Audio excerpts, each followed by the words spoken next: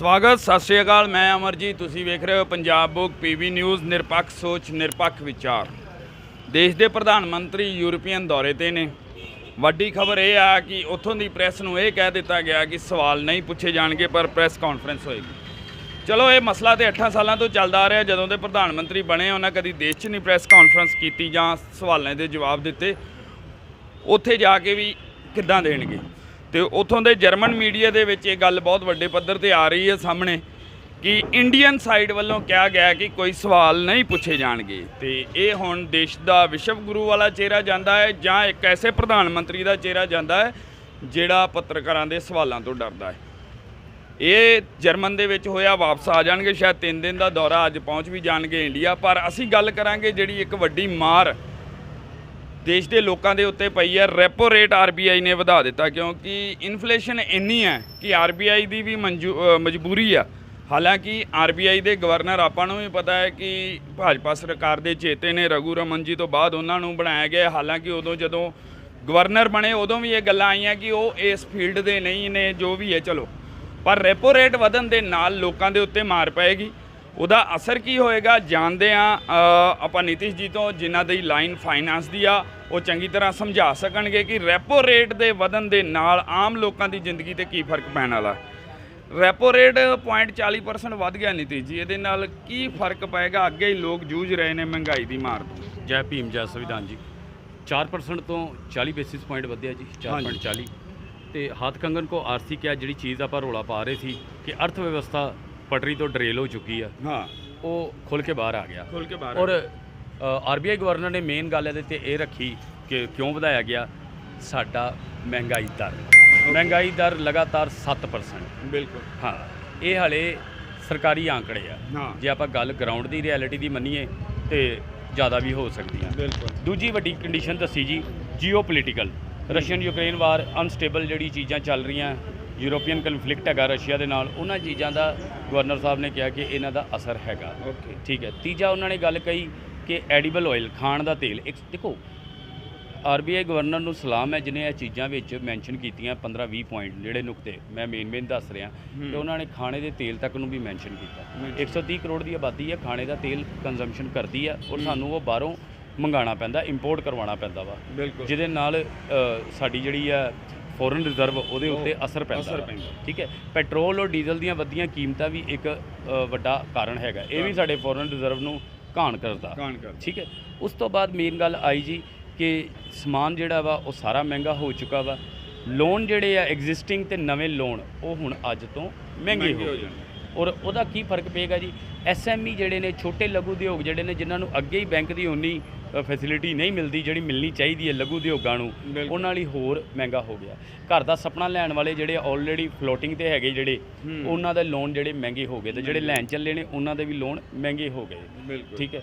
ਪਰ ਇਹ 'ਚ ਵੱਡੀ ਗੱਲ ਇਹ ਨਿਕਲਦੀ ਹੈ ਕਿ ਇਹ ਚੀਜ਼ ਨੇ ਐਕਸਪੋਜ਼ ਕਰ ਦਿੱਤਾ ਫਾਈਨੈਂਸ਼ੀਅਲ ਮੈਸ ਜਿਹੜਾ ਇਸ ਮੁਲਕ 'ਚ ਹੈਗਾ। ਔਰ ਦੂਜੀ ਗੱਲ, ਰੈਪੋ ਰੇਟ ਵਧਣ ਦੇ ਨਾਲ ਜਿਹੜੀਆਂ ਐਫਡੀਆਂ ਦੇ ਰੇਟ ਨੇ ਉਹ ਪਤਾ ਨਹੀਂ ਵੱਧਦੇ ਆ ਕਿ ਕਿੰਨੇ ਵੱਧਦੇ ਆ। ਐਫਡੀਆਂ ਅੱਜ ਤੋਂ ਕਿਸੇ ਟਾਈਮ ਕਮਾਈ ਦਾ ਬਜ਼ੁਰਗਾਂ ਦੇ ਵਿੱਚ ਸਾਧਨ ਹੁੰਦਾ ਸੀ, ਸੇਵਿੰਗ ਸਕੀਮਾਂ। ਹਾਂ, ਅੱਜ ਉਹ ਜਿਹੜੀਆਂ ਧਰਾਤਲ ਤੇ ਹੈਗੀਆਂ। ਠੀਕ ਹੈ। ਹੁਣ ਰੈਪੋ ਰੇਟ ਵਧਦੇ ਆ ਤੇ ਆਪਾਂ ਵੀ ਉਮੀਦ ਕਰਦੇ ਹਾਂ ਕਿ ਐਫਡੀਆਂ ਦੇ ਰੇਟ ਵੀ ਵਧਾਏ ਜਾਣਗੇ। ਹਾਂ, ਪਰ ਫਾਈਨੈਂਸ਼ੀਅਲ ਮੈਸ ਹੈਗਾ। ਨਿਰਮਲਾ ਸੀਤਾਰਮਨ ਦਾ ਕੋਈ ਬਿਆਨ ਨਹੀਂ ਆਉਂਦਾ। ਆਰਬੀਆਈ ਗਵਰਨਰ ਜੇ 7% ਮਹਿੰਗਾਈ ਦਰ ਕਹਿ ਰਿਹਾ, ਬੇਰੁਜ਼ਗਾਰੀ ਡਾਟਾ ਕਹਿ ਰਿਹਾ, ਔਰ ਹਰ ਫਾਈਨੈਂਸ਼ੀਅਲ ਇੰਡੀਕੇਟਰ ਇਹ ਦੱਸ ਰਿਹਾ ਕਿ ਇਸ ਮੁਲਕ ਦੀ ਜਿਹੜੀ ਅਰਥ ਵਿਵਸਥਾ ਵਾ ਸਲੋ ਹੈਗੀ ਆ। ਕੰਸਟਰਕਸ਼ਨ ਇੰਡਸਟਰੀ ਕਹਿ ਰਹੀ ਹੈ, ਐਗਰੀਕਲਚਰ ਇੰਡਸਟਰੀ ਕਹਿ ਰਹੀ ਹੈ ਕਿ ਬਈ ਵੱਡੀ ਸੱਟ ਵੱਜੀ ਹੋਈ ਆ। ਤੇ ਇਹ 'ਤੇ ਇਹੀ ਕਹਾਂਗੇ ਜੀ ਕਿ ਵੱਡਾ ਮੈਸੇਜ ਹੈਗਾ ਅਰਥ ਵਿਵਸਥਾ ਬਾਰੇ ਮੋਦੀ ਸਰਕਾਰ ਨੂੰ ਧਿਆਨ ਦੇਣ ਦੀ ਲੋੜ ਹੈਗੀ ਆ। ਬੇਰੁਜ਼ਗਾਰੀ ਡਾਟਾ ਜਿਹੜਾ ਹੱਥੋਂ ਬਾਹਰ ਹੋ ਰਿਹਾ। ਪਰ ਪ੍ਰੋਬਲਮ ਇਹਨਾਂ ਦੇ 'ਚ ਇਹ ਹੈ ਜੀ ਕਿ ਪਿੱਛਿਆ ਕੌਣ ਜਾ ਰਿਹਾ। ਜਦੋਂ ਤੁਸੀਂ ਸੈਂਸੈਕਸ ਵਹਿੰਦੇ ਜੇ, ਨਿਫਟੀ ਵਹਿੰਦੇ ਜੇ, ਉਹ ਛਲਾਂਗਾ ਮਾਰ ਰਿਹਾ। ਬਿਲਕੁਲ। ਸੈਂਸੈਕਸ 60,000 ਪਾਰ, ਨਿਫਟੀ 17,000 ਪਾਰ, ਬੈਂਕ ਨਿਫਟੀ 36,000 ਪਾਰ। ਉਹ ਮੈਨੂੰ ਕਹਿੰਦਾ ਕਿ ਬਈ ਮੁਲਕ ਦੇ ਹਾਲਾਤ ਬੜੇ ਸਹੀ ਹੈਗੇ ਆ। ਮੈਂ ਆ ਵੀ ਉਸ ਮਾਰਕੀਟ ਨਾਲ ਲਿੰਕਡ ਹੈਗਾ, ਮੈਨੂੰ ਵੀ ਲੱਗਦਾ ਯਾਰ ਬੜਾ ਵਧੀਆ ਗੱਲ ਹੈ, ਜਿਹੜਾ ਸ਼ੇਅਰ ਪਾਓ ਅਗਲੇ ਦਿਨ ਵਧਿਆ ਹੁੰਦਾ। ਪਰ ਜਦੋਂ ਜ਼ਮੀਨ ਤੇ ਵੇਖਦਾ ਵਾ ਤੇ ਜ਼ਮੀਨ ਤੇ below poverty line, lower middle class ਜਿਹੜੇ ਆ ਉਹ ਰੋਜ਼ ਅਰਥ ਵਿਵਸਥਾ ਦੀ ਜਿਹੜੀ ਮਾੜੇ ਹਾਲਾਤ ਨੇ ਉਹਨਾਂ ਨਾਲ ਜੂਝ ਰਹੀ ਆ। ਸਬਜ਼ੀਆਂ ਤੋਂ ਲੈ ਕੇ ਜਿਹਨੂੰ ਆਪਾਂ ਪ੍ਰਚੂਨ ਮਹਿੰਗਾਈ ਦਰ ਕਹਿੰਦੇ ਆ, ਕਰਿਆਨੇ ਦੀ, ਸਬਜ਼ੀਆਂ ਦੀ, ਘਰ ਦੀ ਕਿਚਨ ਜਿਹਦੇ ਨਾਲ ਜੁੜੀ ਆ, ਉਹ ਹੱਥੋਂ ਬਾਹਰ ਹੋ ਰਹੀ ਹੈ। ਹਾਲਾਤ ਜਿਹੜੇ ਆ ਈਵਨ ਦੁਨੀਆ ਇਹ ਵੀ ਕਹਿ ਰਹੀ ਹੈ ਕਿ ਹਾਲਾਤ ਜਿਹੜੇ ਆ ਇਹਨਾਂ ਦੇ ਸ਼੍ਰੀਲੰਕਾ ਵਰਗੇ ਵੀ ਬਣ ਸਕਦੇ ਆ। ਬਿਲਕੁਲ। ਹਾਂ, ਔਰ ਸਟੇਟਾਂ ਦੇ ਹਾਲਾਤ ਤੇ ਉੱਦਾਂ ਦੇ ਹੀ ਨੇ। ਇਹ ਫੈਡਰਲ ਸਟਰਕਚਰ ਹੈ ਜਿਹੜਾ ਆਰਬੀਆਈ ਦੀ ਮਦਦ ਦੇ ਨਾਲ ਚੱਲੀ ਜਾ ਰਿਹਾ ਵਾ, ਪਰ ਅਸੂਲ ਜੇ ਕਹੀਏ ਗਰਾਊਂਡ ਦੇ ਉੱਤੇ ਸਿਚੁਏਸ਼ਨ ਬੜੀ ਵਰਸਟ ਹੈਗੀ ਆ। ਮੌਕੇ ਦੀ ਸਰਕਾਰ ਇੱਥੇ ਧਿਆਨ ਨਹੀਂ ਦੇ ਰਹੀ। ਸਰਕਾਰ ਧਿਆਨ ਦੇ ਰਹੀ ਹੋਵੇ, ਮਨਮੋਹਨ ਸਿੰਘ ਵਰਗਾ ਫਾਈਨਾਂਸ ਮਿਨਿਸਟਰ ਹੋਵੇ, ਤੇ ਫਿਰ ਤੇ ਆਪਾਂ ਨੂੰ ਕੋਈ ਚਿੰਤਾ ਨਹੀਂ ਹੈਗੀ। ਇਸ ਮੁਲਕ 'ਚ ਫਾਈਨਾਂਸ ਮਿਨਿਸਟਰ ਸਾਡਾ ਹੈਗਾ ਕੌਣ ਹੈ, ਕਈਆਂ ਨੂੰ ਇਹ ਵੀ ਨਹੀਂ ਪਤਾ ਹੈਗਾ। ਫਾਈਨਾਂਸ ਮਿਨਿਸਟਰ ਨੂੰ ਹੁਣ ਇਸ ਟਾਈਮ ਮਹਿੰਗਾਈ ਦਰ 7% ਤੇ ਫਟਾਫਟ ਕੋਈ ਨਾ ਕੋਈ ਇਨੀਸ਼ੀਏਟਿਵ ਲੈਣਾ ਚਾਹੀਦਾ ਸੀ, ਪੈਕੇਜ ਲੈਣਾ ਚਾਹੀਦਾ ਸੀ ਚੀਜ਼ਾਂ ਦੇ, ਕੋਈ ਨਾ ਕੋਈ ਐਦਾਂ ਦੀਆਂ ਫੋਰਨ ਇਨਵੈਸਟਮੈਂਟ ਜਿਹੜੀ ਵੱਧ ਤੋਂ ਵੱਧ ਹੋਰ ਆਵੇ, ਉੱਤੇ ਧਿਆਨ ਦੇਣ ਦੀ ਲੋੜ ਹੈਗੀ ਸੀ। ਫੋਰਨ ਰਿਜ਼ਰਵ ਵਧੇ, ਕਿੱਦਾਂ ਆਪਾਂ ਕੋਈ ਮੈਕੈਨਿਜ਼ਮ ਕਰ ਸਕਦੇ ਹਾਂ। ਅਨਾਜ ਦੀ ਵੀ ਸਮੱਸਿਆ ਆ ਰਹੀ ਹੈ ਮਾਰਕੀਟ ਦੇ ਵਿੱਚ, ਅਨਾਜ ਦਾ ਵੀ ਜਿਹੜਾ ਐਕਸਪੋਰਟ ਕਰਨ ਦੀ ਸਾਨੂੰ ਲੋੜ ਪੈ ਰਹੀ ਹੈ, ਕੋਈ ਇੰਪੋਰਟ ਹੋ ਰਿਹਾ, ਕੋਈ ਐਕਸਪੋਰਟ ਹੋ ਰਿਹਾ, ਚੇਨ ਉਹਦੇ ਨਾਲ ਵੀ ਵਿਗੜ ਰਹੀ ਹੈ।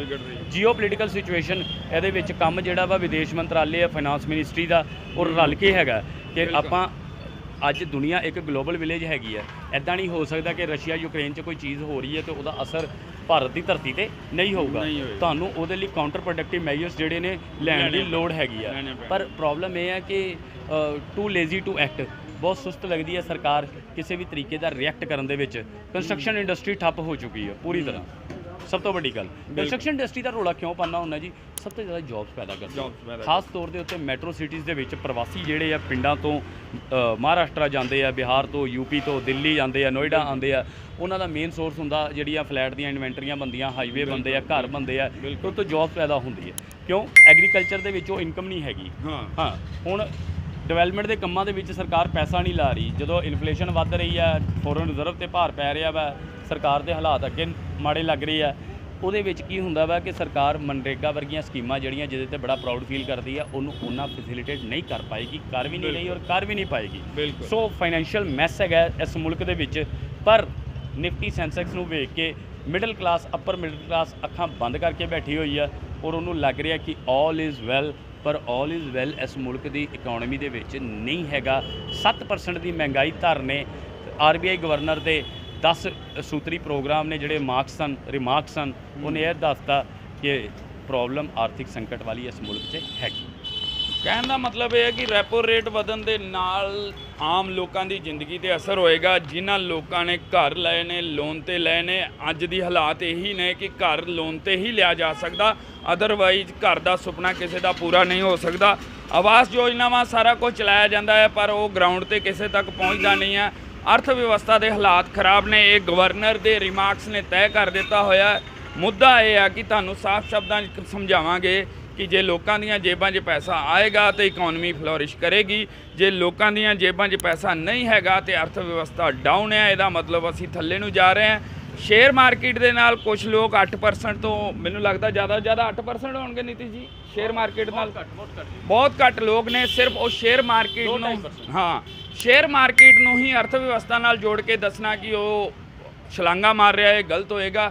ਧਰਾਤਲ ਦੀ ਇਕਨੋਮੀ ਦੇਸ਼ ਦੀ ਬਹੁਤ ਬੁਰੇ ਹਾਲਾਤਾਂ 'ਚ ਨੇ ਔਰ ਸਭ ਤੋਂ ਵੱਡੀ ਗੱਲ ਕਿ ਇਹ ਸਰਕਾਰ ਉਸ 'ਤੇ ਗੱਲ ਨਹੀਂ ਕਰਨਾ ਚਾਹੁੰਦੀ। ਜਿਵੇਂ ਕਿ ਕਹਿ ਦਿੱਤਾ ਗਿਆ ਹੈ ਕਿ ਧਰਤੀ ਇੱਕ ਪਿੰਡ ਬਣ ਗਿਆ, ਹੁਣ ਇਸ ਪਿੰਡ ਦੇ ਵਿੱਚ ਕਿਤੇ ਵੀ ਕੁਝ ਹੋਏਗਾ ਉਹਦਾ ਅਸਰ ਸਾਰੀ ਧਰਤੀ ਤੇ ਹੋਣਾ ਹੈ। ਯੂਕਰੇਨ ਰਸ਼ੀਆ ਦੀ ਜੰਗ ਦਾ ਵੀ ਹੋਣਾ ਹੈ, ਸਾਰੀਆਂ ਚੀਜ਼ਾਂ ਦਾ ਵੀ ਹੋਣਾ ਹੈ।